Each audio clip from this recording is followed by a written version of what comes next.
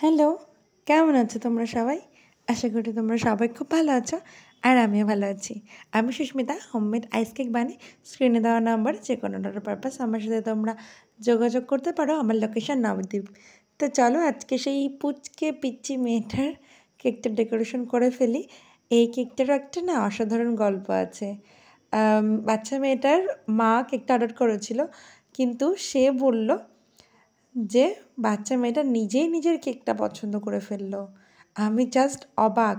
মানে 4 কি 5 বছরের বয়স হবে মেয়েটার। আমি তার কেকটার ছবি তার ছবি দিয়েও পোস্ট করেছিলাম বাচ্চা মেয়েটার। তো আমি যখন কেকটা ডেলিভারি দিতে গেলাম, আমি তখন মানে ভাবলাম, যখন দিদিভাই বলল যে তার মেয়ে, অত ছোট মেয়ে, নিজে এটা পছন্দ করেছে কেকের ডিজাইনটা, আর সে বারবার বলল যে না আমি এই কেকটাই নেব, এই কেকটাই নেব।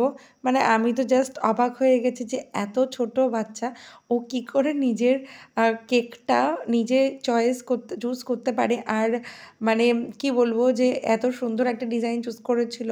এই ফার্স্ট টাইম আমি এই কেকটা বানালাম। হ্যাঁ, এরকম মানে সোফিয়া থিমের কেক আমি এরকম আগেও বানিয়েছি, কিন্তু ড্রেসটা এই টাইপের আমি প্রথম বানালাম। আর এইরকম ড্রেস বানাতে আমার প্রথমে কিছুটা প্রবলেম হচ্ছিল। তারপরে যখন স্টার্ট করলাম তখন বুঝতে পারলাম যে না কীভাবে কী করতে হবে। কারণ কাজ শুরু করার আগে এরকম হয় যে বুঝতে পারি না যে কীভাবে কী করতে হবে, কিন্তু কাজটা হয়ে গেলে তখন আর প্রবলেম হয় না। আর দেখো, তোমাদের সাথে কথা বলতে বলতে কেকের ডেকোরেশন পুরো কমপ্লিট। আমি ওপরের রোজগুলো না একটু প্রথমে মাঝখানে একটা বড় রোজ দিয়েছি, আর তারপরে পাশেরগুলো একটু ছোটো দেওয়ার চেষ্টা করেছি। আর দেখো, এটা আমার কেকের ফাইনাল লুক।